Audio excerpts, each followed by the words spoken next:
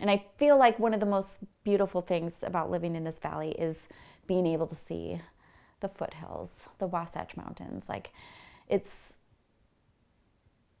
don't know, it makes me just really appreciative to live here. But when that's kind of taken away, it's really depressing and a reminder of, I don't know, kind of the health risks. And because there was no like obvious sign of why my son passed away, like we were still waiting for autopsy results, and he and I were going to get some genetic testing done. They asked if I could answer some questions regarding my birth, and because they're working on a study they're trying to see if there's a relationship between exposure to pollution and pregnancy loss.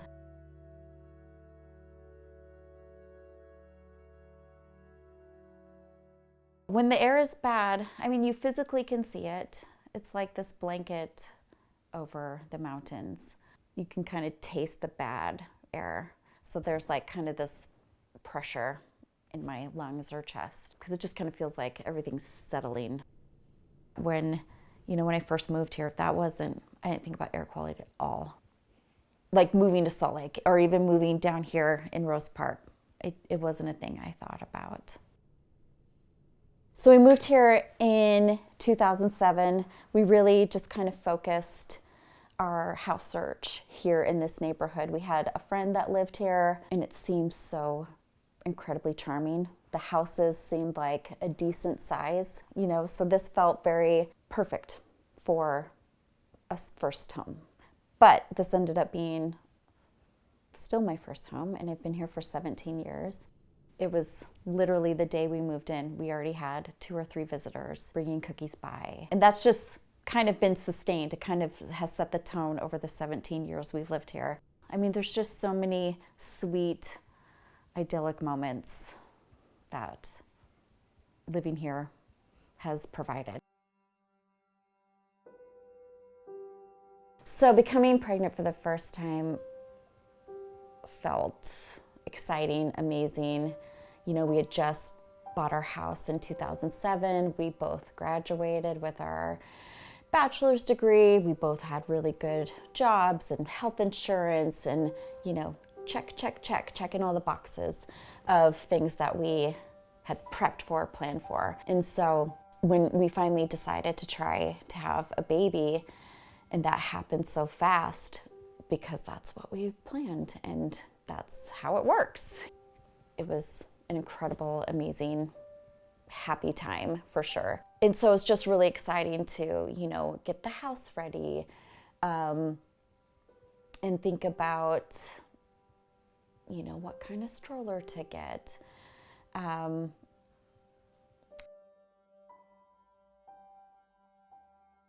remember coming back from a family party, and I had not felt my baby move in some time. And, I decided to make a quick appointment. I thought it was going to be a quick appointment. I went alone to the midwives, and they said, there's no heartbeat.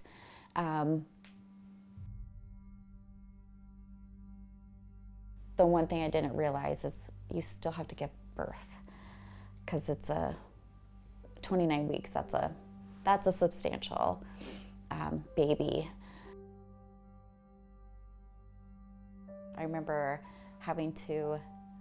sitting on this couch actually with my husband and just sort of kind of coming together and realizing we have to go to the hospital. We have to go tonight. This isn't something we can delay. And kind of making that choice and making that drive all the way, to the hospital was quite heavy. And it was kind of literally probably the worst couple days of my life. Coming home from the hospital, I had family members, I had neighbors stop by and check on me or bring me meals, which is really quite sweet. But really, I also just kind of wanted to be left alone, reflect and think about what happened. And I mean, obviously feeling grief and sadness, first and foremost, that was the number one thing I felt. But I also remember feeling like I was embarrassed and I felt like a failure, that this somehow I wasn't able to do this. It could have been a week or 2 weeks later, but getting a call from the University of Utah asking me if I could answer some questions about this survey that they're potentially doing research on exposure to pollution and pregnancy loss, and to see if there's a correlation. And I don't remember like what the questions were or anything like that, but after that phone call, I felt really kind of unsettled knowing that, because that wasn't something I thought was a thing. Like, it just kind of brought to attention that there are things out there that maybe could be impacting people's lives in other ways, in their health. Yeah, I don't understand it. I don't understand why maybe there isn't more concern.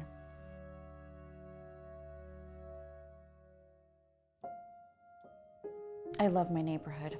I love my neighborhood so much. I love the people. I love the house that I have. I love access to all the different environmental opportunities, the mountains, the reservoirs, the parks, the national parks, state parks. But something else I've been thinking about is, it doesn't matter. I mean, sure, if I move, I'd save myself, protect myself, my family, but there would just be another body that would come replace me. It doesn't really answer the bigger issue. It doesn't solve it if I leave. And not saying I'm like going to change the world, but I would hope more people would be aware and concerned, and even the people we,